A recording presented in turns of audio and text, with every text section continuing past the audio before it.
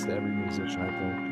It probably does. Hey, actually, do you guys have you guys ever had this experience where like you make deals with your own brain where you're like, you secretly know that that take was not the right one, but if you can convince yourself that it was, and then you're going to do another take just for fun, secretly you know that the one you do just for fun is actually going to be better. 100%. Yeah, that's I was matter of fact, I was meditating on that a couple of days ago because my Were nephew you? who's at Berkeley, he's gonna be a senior next year, playing jazz piano. Miles Clemens, he had posted something via Facebook, a song Mm, that he did, and I really enjoyed it. He was kind of singing with it. It was an original composition. And he was telling his mom how he thought that it was just a terrible composition, and mm. in my mind, I thought that that was a phenomenal composition. And there's another song that I recorded for my upcoming album, Emancipation Jazzclamation. I And like that title. That's great. um, and it's a song on there that I don't know if it's going to make the record or not, but it could be the song that people like. But for me, I particularly if I can convince myself that it's possible to make the album, it could possibly be a song that people listen to more than some of the others on the album. But Yeah, and do I you also, find that that's the case? Like the one you think is going to resonate with people, they're kind of like, yeah, that's fine. But then the one that you thought was kind of a throwaway turns out it's somebody's favorite. Hmm. yes, 100%. I'm Mm. finding a lot of particularly David's work. I like listen to a lot of his material, and I know there's some songs that I've selected that he probably moved on past and start working on other things. Didn't really know Mm. that those particular seeds were going to germinate and grow. Those particular musical seeds were going to take root and flourish. Mm.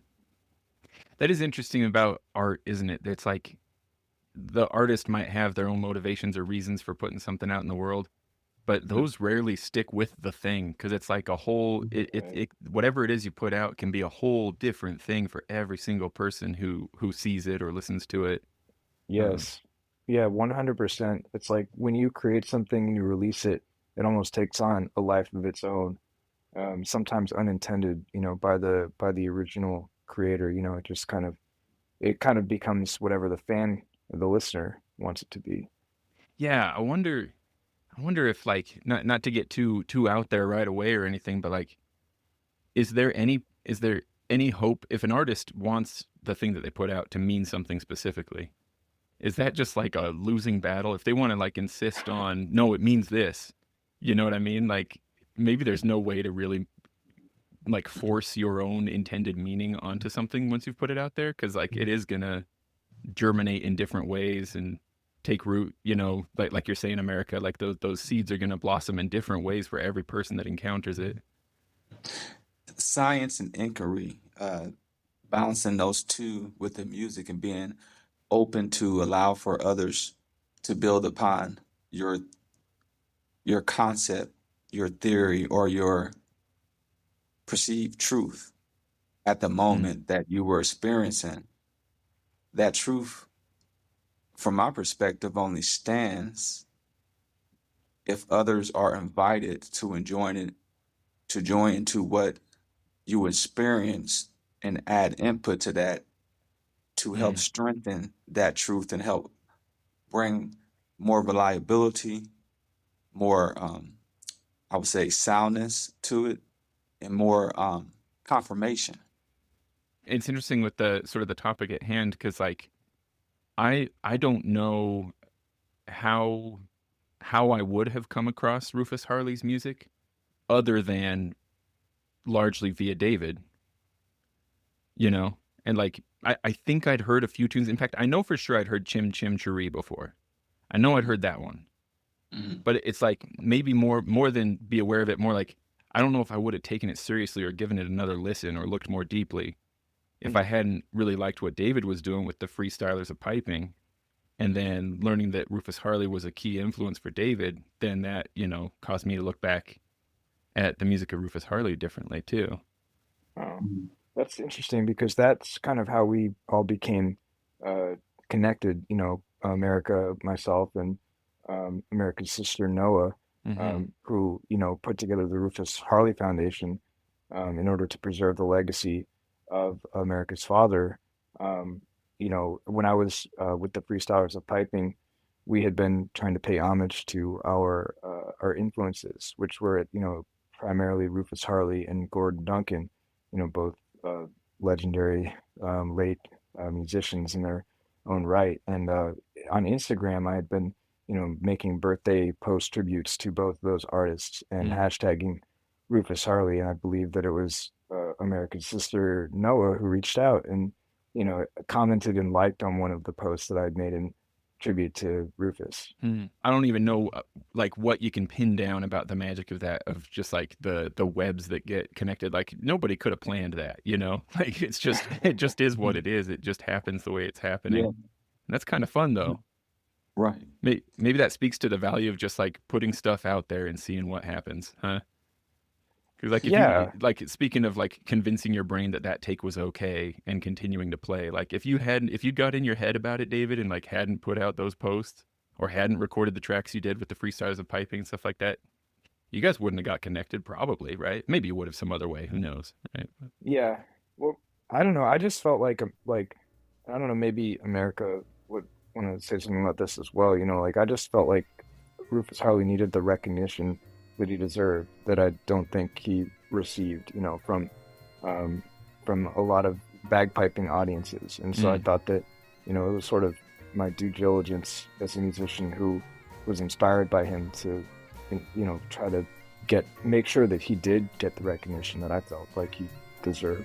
Speaking of, I think as we come into this episode, I'll open the episode with a little sample of one of the tracks from Rufus. If you don't mind, I was thinking maybe we could open with a sample from Chim Chim Cheree.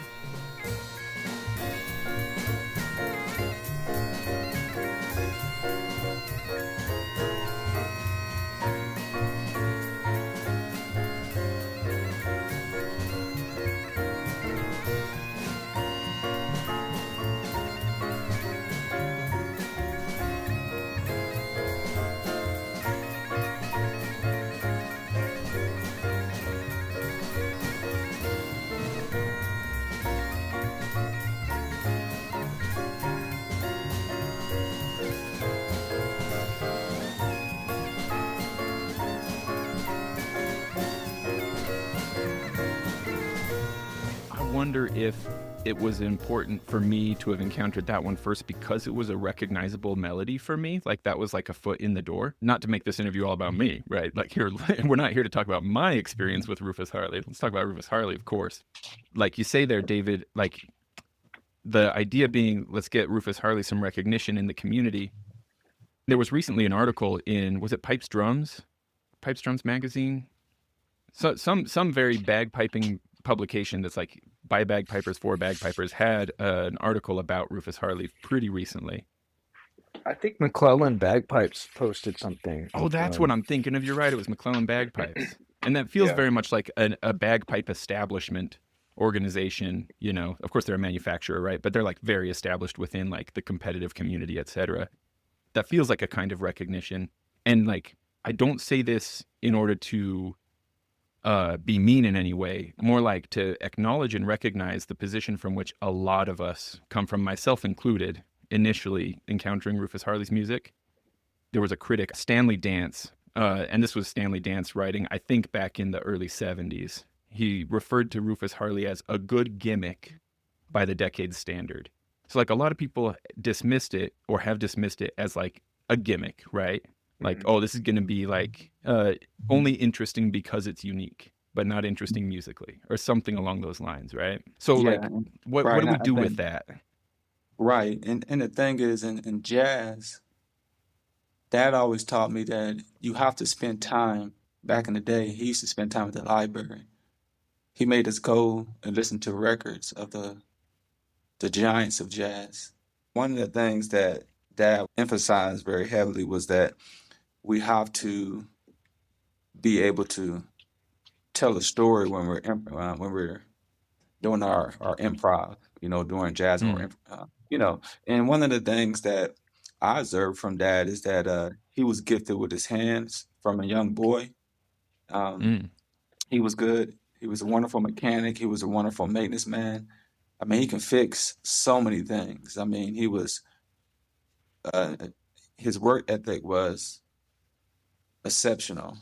Mm. And I believe one of the things that when people are listening to the music, when they listen to a musician, you can't just, one cannot just stop at the song if they want to develop more of a deeper understanding of the artist. One has to get to know the artist whom they are looking into and to see if what they are doing is valid and credible. Mm.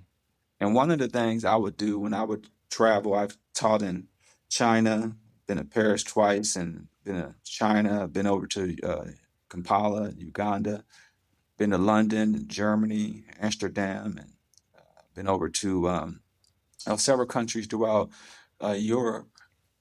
And as my, we don't ask for the type of family that we're born into, but I was born into the Rufus Harley family, and David was adopted as our spiritual brother into the family. So he's been adopted in as my spiritual brother.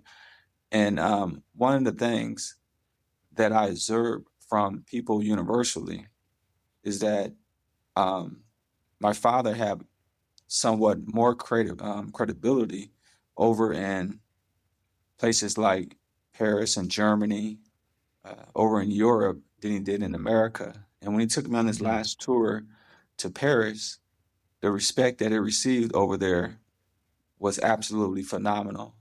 Mm. In America, he had a pretty good following, but there was still some skepticism, in his early career when he first came out, because in the Mm. 60s, there were so many people coming out with different things, like gimmicks, and so you have to question what people are doing in a genuine way Mm. um, to develop more understanding. And there's nothing wrong with asking questions about if this is valid or real, to check to see what a musician is doing.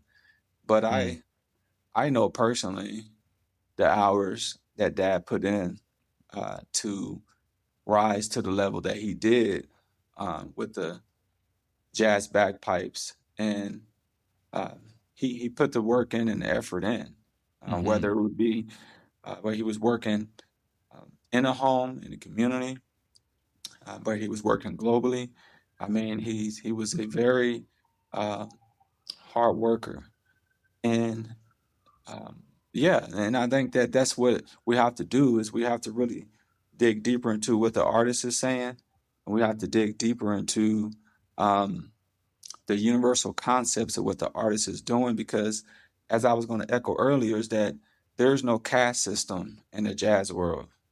Mm. It's more about, it's a universal language that we are communicating. And in jazz, there is no caste system. I know there's Mm. a lot of artists who have different motives and different reasons for doing the music, but it's not about how many albums one puts out. It's not about the most fanciest note that a person played, and it's not who was said the most sophisticated line in terms of improv. It is more of us giving ourselves to humanity in a sacrificial way that inspires someone in the audience who may be going through a difficult time in life, who may need a musical note of encouragement. Mm. And when I heard David play, I was flabbergasted because the proficiency, the attention to detail, and the level of commitment that my spiritual brother uh, David has put and contributed to this music has been phenomenal. And I know we've probably come up on about a decade of knowing each other.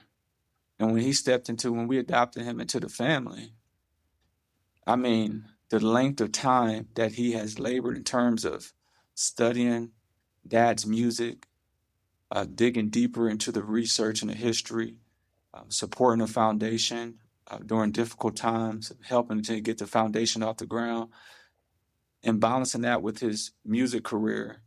has been phenomenal. And I have not heard another jazz bagpipe player perform at this type of caliber, since my father had passed. And his dedication and his labor that he put into this art form has been phenomenal. And I've been observing him as kind of a mentor and his spiritual brother, and seeing the work that he put in and the growth that he has put into the jazz has been phenomenal. I mean, he was already on this journey, what I heard, with his freestyle and the piping.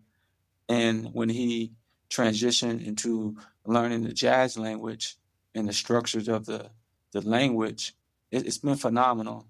And it's been Mm. something amazing to watch. He's been a big encouragement to me musically, and I'm thankful for what he's doing with the bagpipes. And we hope that the bagpipes can become something of a normacy in jazz, so it won't be just one particular person that's doing something. And when Dad came out, you had he was the only one standing as the jazz bagpipe player. Of course, he inspired some other bagpipers, Duke Payne and Albert Ayers came, and there was another individual in Chicago. And one of the things that Dad did, he was constantly educating people. He wasn't covering Mm. up his notes. He wasn't hiding his chanter. He wasn't covering up his fingers. He wasn't hiding the theory, the concepts. His love was so universal that he wanted all to know about jazz bagpipes. He wanted to share what he was doing. There was no trickery. There was no manipulation of trying to get ahead of the next artist. It was all sacrifice. And when he explained what he was doing, it was in a way that he kept it simple, that anyone who desired, who wanted to learn jazz bagpipes, and if they wanted to be committed to it, then they could accept that in and learn jazz bagpipes. And I'm grateful that Dad had that type of heart that was consistent throughout his career, where he was constantly adopting in various younger artists, newer artists, sharing his concept. And sure, there weren't a lot of people who understood bagpipes because it's such a minority type of instrument in the Yeah. jazz world, and, and it still Even in is. general. Yeah. In general, yes, in general. So what he was doing, I always refer to Dad as a sacrificial leader, because Mm. he could have, continued playing, saxophone, flute, and oboe, and all the other instruments that he was doing. And he did that very well. He was already a professional jazz musician in the Philadelphia area already. And when he told me, he said, "Son, I didn't realize the bagpipes were going to take over so much." So he had Yeah. no idea. He had no idea that the bagpipes were going to be, received. I mean, I believe at that point early in his career, it was more of an inquiry. It was more of a theory. Yeah, gonna But check it out, see what could Mhm. happen. Yeah, and then as he began to investigate this, understand the science of the bagpipes and the history of it, this sacred wisdom was transferred to him, because it's a very ancient spiritual instrument. And as his theories and his music concepts began to grow, I mean, he was received really well overseas, initially, and it took a while for Ireland to warm up to him, because it was just so unorthodox, the way that he was doing it, playing the bagpipes on the opposite side, using different fingering techniques, and having it in Mhm. a different key. Um, so it took some time to warm up. And one of the things that I learned about that is that his musical theories and his what he was trying to do was confirmed and validated, not so much by the critics, but it was confirmed and validated by the artists, the listeners, Mm. and his musical Mm. colleagues. Those were the individuals who brought validation, because if one is to ask, is the artist is great, you can't always depend on the reviews that one receives from although those are important, we want to receive that type of feedback. But one has to look to the listeners, the people who are Yeah. on common ground, the frontline listeners. What are they saying? What are the conversations? And if the Yeah, that's a conversation good point.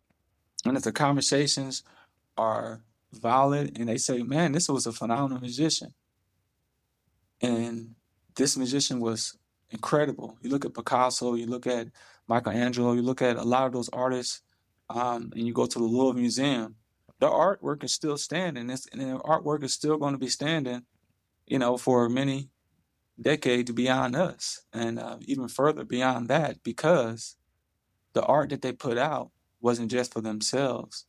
It was for others Mm. to be able to add input and to say, is this good art?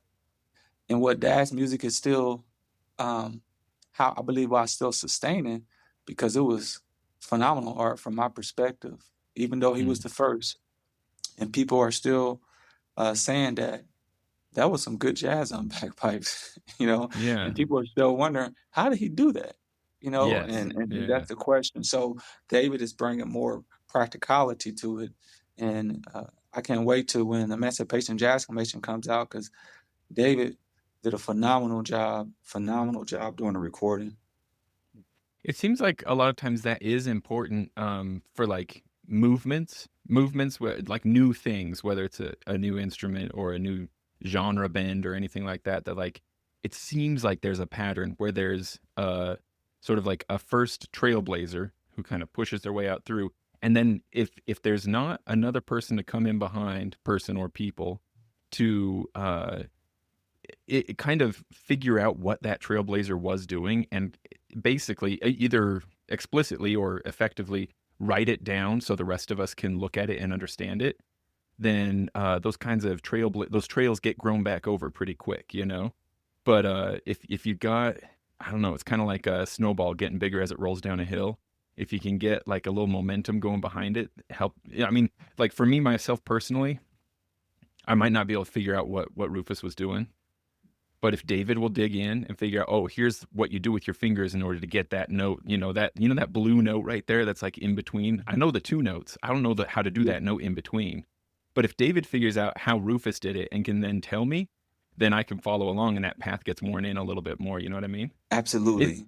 it's interesting too, America, that you mentioned that he's got, maybe there's a different reception of Rufus's music overseas. Like, I wonder about that. Like, I think it's actually something plucked from the Bible. I've heard a saying before that's like a prophet is never received well in their hometown kind of thing, Mhm.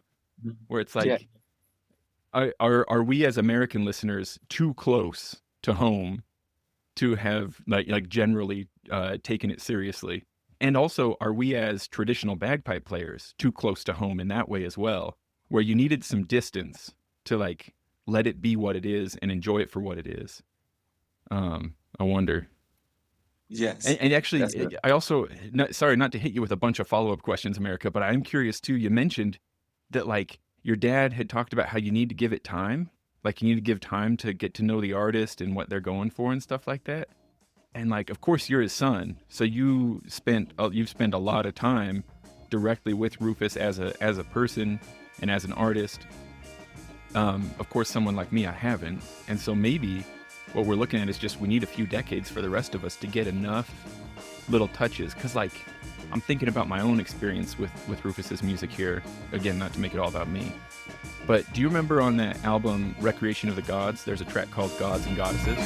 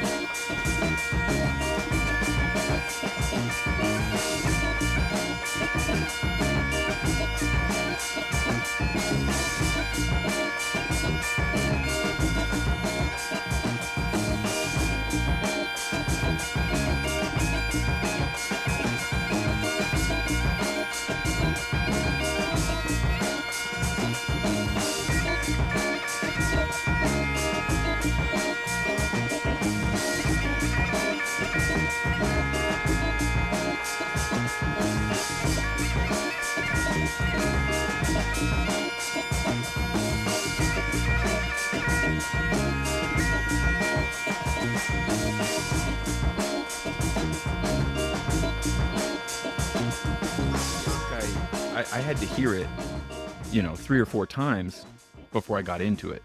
You know what I mean? And like, if I had lived in Rufus's house and heard him working that out, I would have heard it 3 or 4 times in one day. But Absolutely. I heard it 3 or 4 times across months. You know what I mean? And so it took me longer. And so maybe that's the momentum building that happens for a lot of us. We're not as close to the epicenter of the music happening, and so it takes a little more time for it to sink in for us. That is well stated, Brother James. And you, as I was thinking about Neil Armstrong, Oh yeah. and I let this quote for my students before they went on their summer break, and I said, "This is one small step for man. This is one huge leap for humanity," Mm. by Neil Armstrong.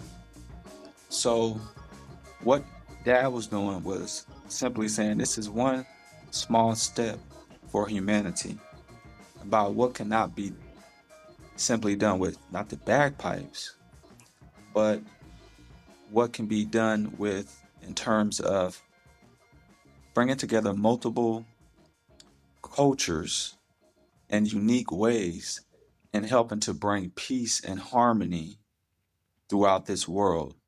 This is just one small step." And I believe that that's how Dad felt, that he was just taking one small step to reach into full totality of where we are going as a human culture. Mm. And one of Dad's favorite um, episodes or TV shows was um, Star Trek.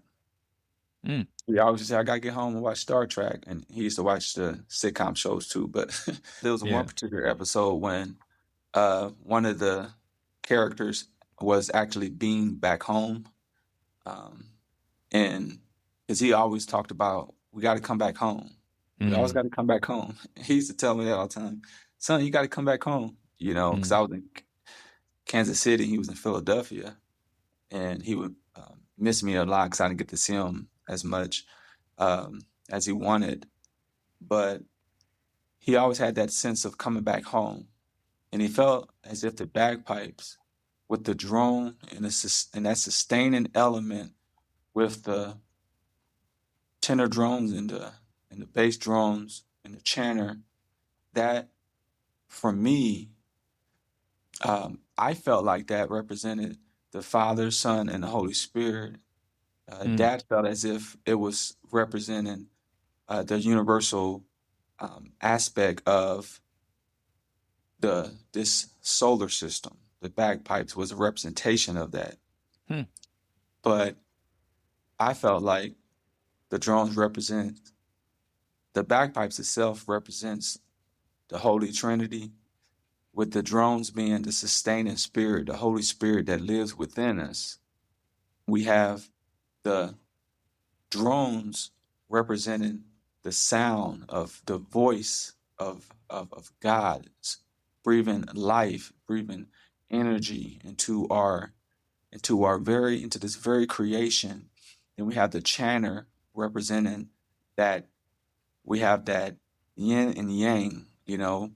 representing more of that the female side of balancing out life, and the drone representing the masculinity, the man kind of, aspect of the of life, of holding things together, of being that foundation, that rock, in terms of not saying that one is greater than other.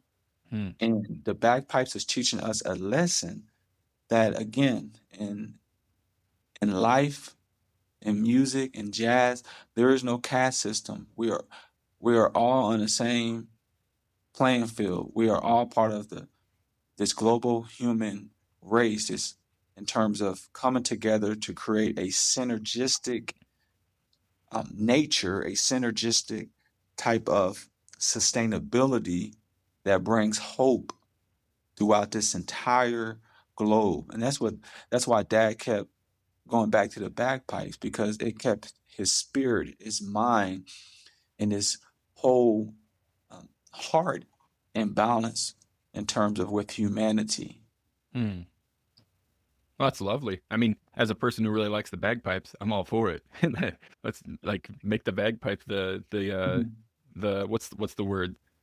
Uh, Metaphor? Metaphor? Yeah, yeah. Make the bagpipes the metaphor of everything. I'm all for that. Absolutely. Mhm. I, Yes. I'm Yeah. curious then, like, because I mean, what you're describing there, America, like, I feel like it makes sense with like Rufus's whole thing as far as I can see it. You know, like the way that he would dress for performances and all kinds of stuff. It seems like it was always about like bringing things together. And I wonder too, like, man, that willingness to experiment, you know, to try new stuff. You mentioned that he played other Mhm. instruments. You know, he was a really good saxophone player. I gotta suspect, I've gotta suspect that the guy who invented the saxophone, it probably he wasn't imagining it was going to get used for jazz. Maybe he was, but I feel like that must have been long enough ago that like it's not even something he would have imagined. But maybe he had a similar kind of openness and interest in just like experimenting, bringing different ideas together, you know, mixing stuff up.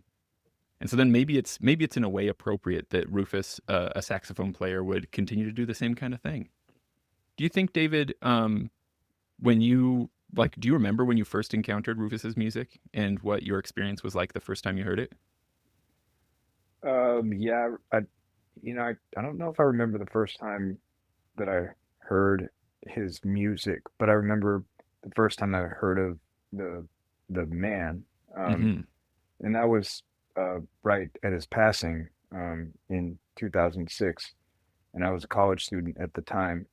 And I remember, being in the college pipe band at the College of Worcester, and I didn't really know anything about Rufus, but other people had heard of him, and um, you know, uh, I remember that it was a big deal that he had passed because he Hmm. was this legendary figure.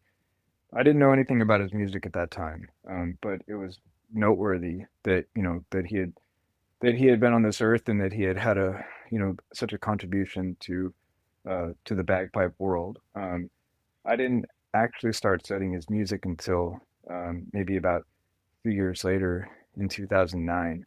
Hmm. And when I first heard his music, I think like a lot of other people with a traditional um, background in piping music, especially the competitive scene, I think that there were some things that I dismissed, about it. In particular, like the technique.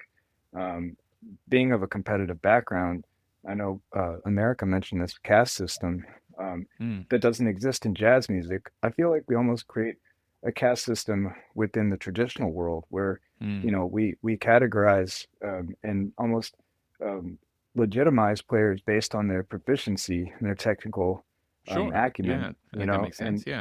and Yeah. so upon hearing Rufus Harley for the first time, who didn't come from a traditional background and therefore didn't have, the technical uh, proficiency that is considered to be a certain, I'm not sure what I'm trying to say. I wonder, and I'm not trying to take it over, Dave, but I wonder if Yeah, like a clarifying point would be like he didn't have the specific kind of technical proficiency that those of us in the competitive system are accustomed to listening for. yeah, Because like obviously he had some technical proficiency of his own because he was able to do a thing consistently that I can't do. And so like he had yeah, he had a technical skill that I don't have, but I wouldn't have like a context for where to place that in my yeah, caste system. You know what I mean? right.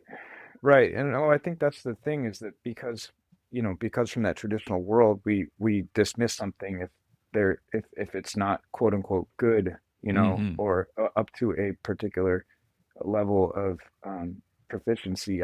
But in the world of jazz, like America was saying, that doesn't exist.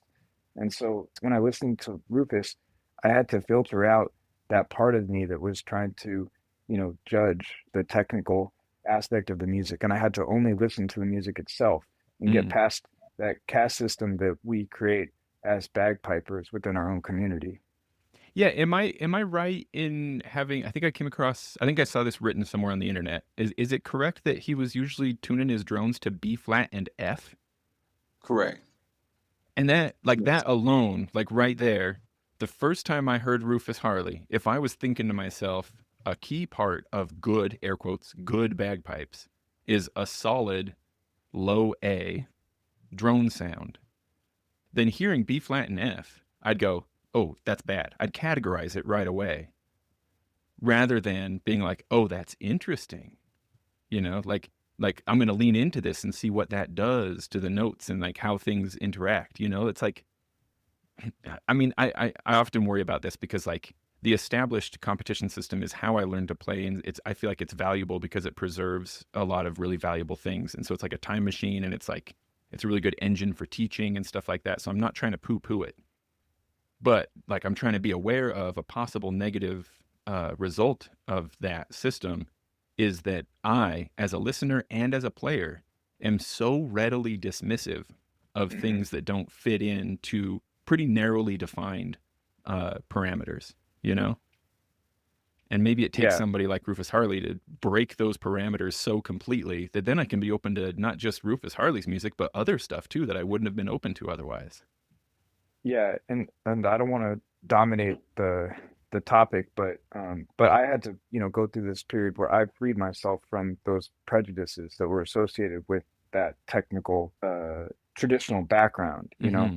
and then also, like America was saying, part of jazz is getting to know the artist themselves, Mm. and I remember when I first really started to do a deep dive into Rufus Harley, I went on YouTube and watched everything that I could about the man. And I remember in particular watching his funeral, the video of his funeral procession, and there's an entire video presentation on his life, and I got to see footage of him playing with his band that Mm. was presented at his funeral, and there was just this one particular performance of a song, "It's Me, O Lord, Standing in the Need of Prayer," and I think it was like a spiritual, Mm. but seeing Rufus on stage play the melody with his bagpipes and then sing the song, just pouring his heart out into the verse, just, I immediately felt like this connection with the man, Mm. and that was undeniable. It's a me, it's a me, it's a me, oh Lord, standing in the need of prayer. Come on. It's a me, it's a me, it's a me, oh Lord, standing in the need of prayer. Not your brother, not your sister, but it's me, oh Lord, standing in the need of prayer. Not your mother, not your father, but it's me, oh Lord, standing in the need of prayer. Not the preacher, not the deacon, but it's me, oh Lord, standing in the need of prayer. Not the stranger, not the neighbor, but it's me, oh Lord, standing in the need of prayer. Come on, a little louder. It's a me, it's a me, it's a me, oh Lord, standing in the need of prayer. I said, it's a me, it's a me, it's a me, oh Lord, standing in the need of prayer.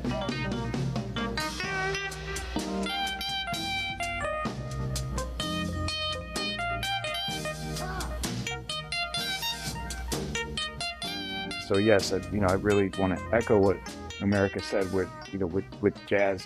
It's about the individual, and it's about the story they're telling. And it's not just about the music. The music is just an extension of that.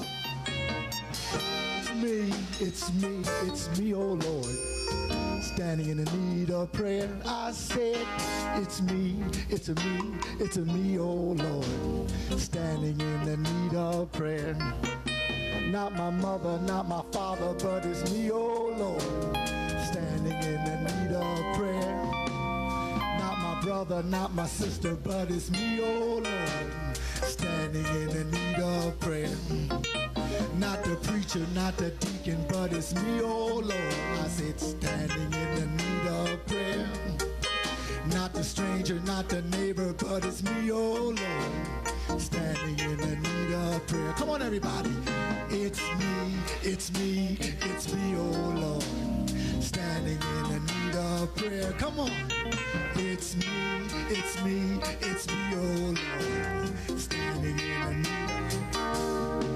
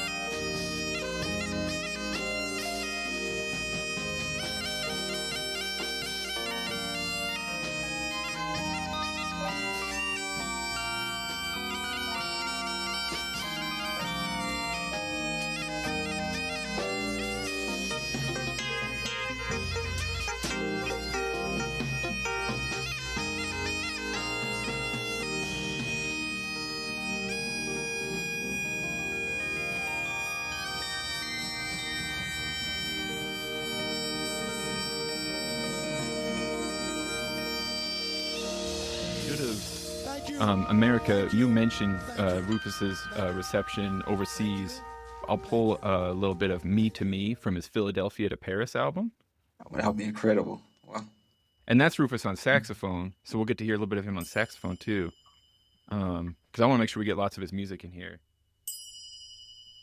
Me. Can't you hear the me? Me to me. Listen to me.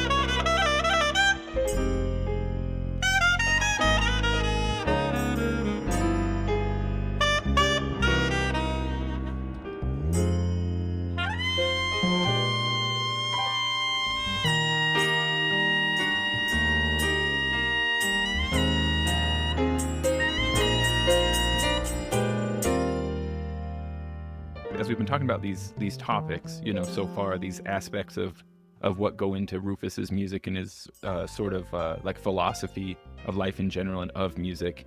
Of the available tracks that are out there, do you feel like any of these embody any of these ideas in any particular way? James, you were already ahead of the curve with this. The song embodies some of that, as before we transition to the bagpipes. But one of the concepts that I like to embrace is the third that Dad talked about.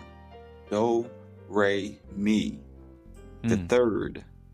Me, we, us, and y'all. That was Dad's. He used to really emphasize that, the third.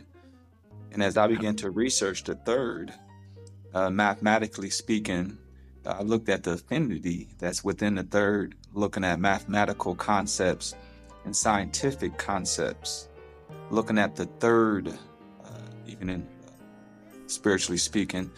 We talk about Paul, mentioned that I was all up into, I believe, the third realm, the third heaven. Particularly, he was caught up. I believe that was there is a greater dimension. There's a spiritual dimension, speaking in terms of music, also mathematically, scientifically, in the spiritual realm. I believe that opens up blessings in terms of when we are praising and worshiping, whether we're doing jazz or writing, whether we're solving a math problem or engaging in architectural and engineering or designing. When we're locked in with that third, I believe that there's freedom.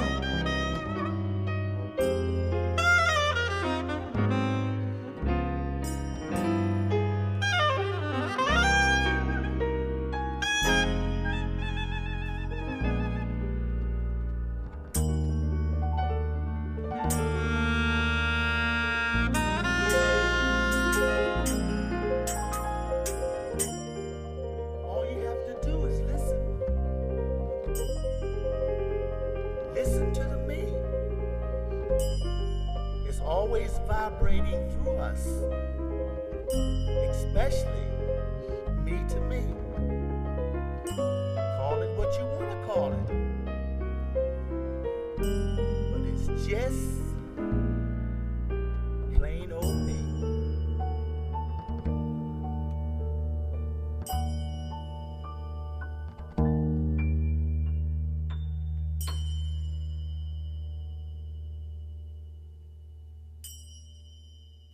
To be or not to be.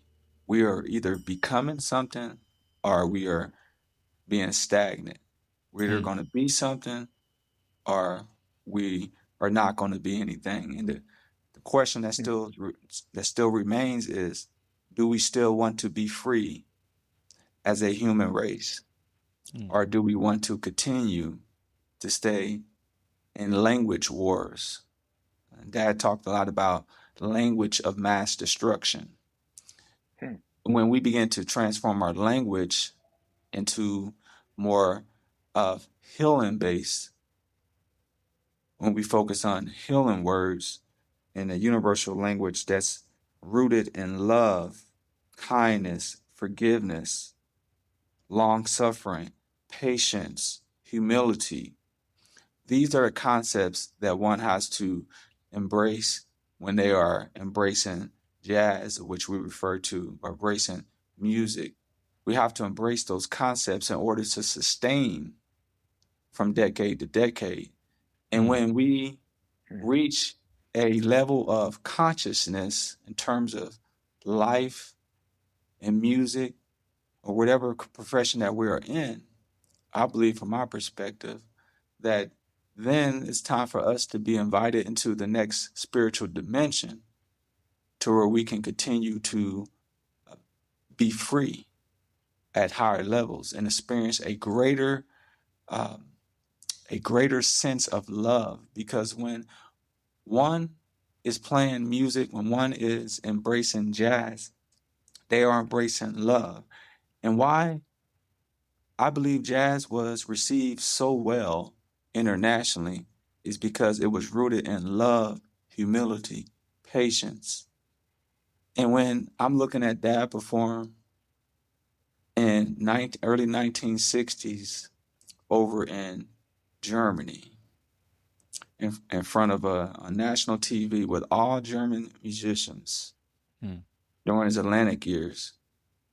And when I saw that, I was in tears, not just so much because of the music, not so much because he was playing wonderful bagpipes that I love dearly. That's a part of my culture.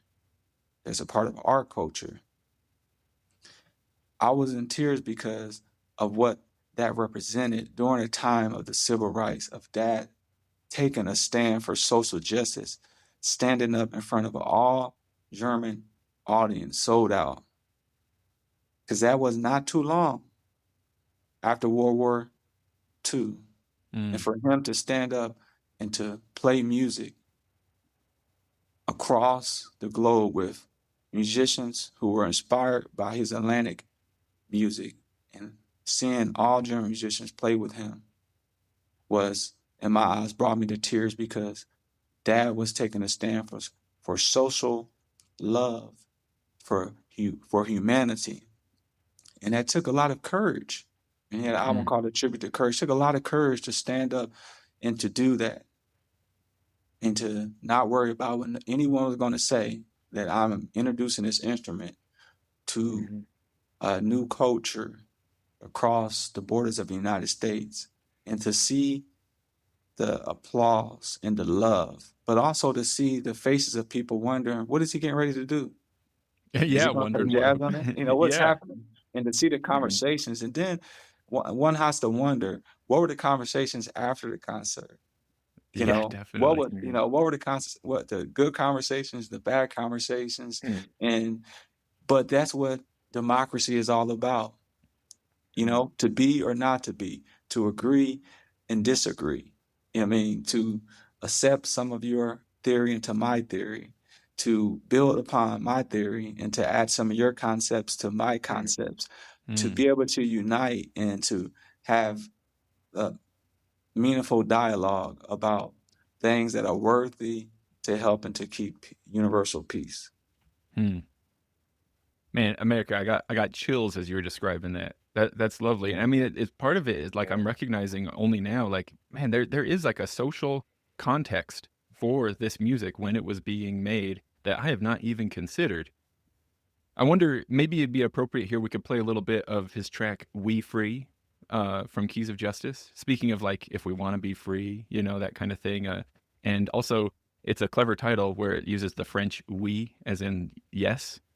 So it's like the language of love, the language of freedom, that kind of stuff, like playing with that, avoiding the language of mass destruction, as you say. You feel like that'd be an okay track to play a sample of right here? I would love that. 1, 2, 3, 4.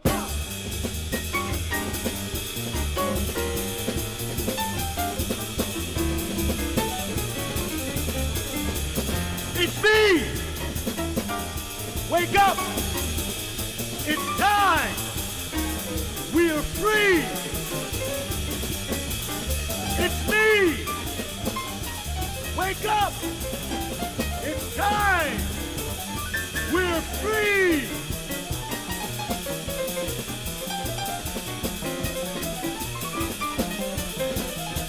It's me! We're free! Wake up! Wake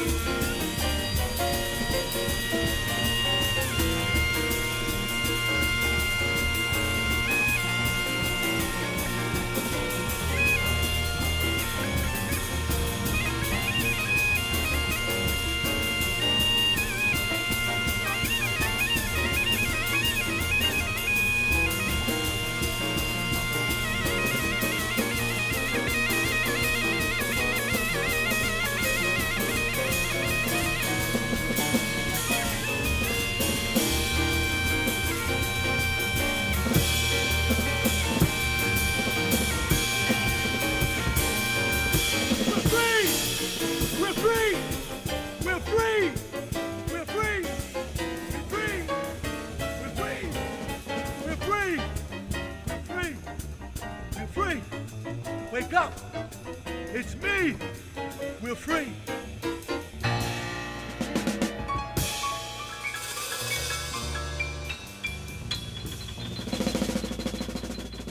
It's me!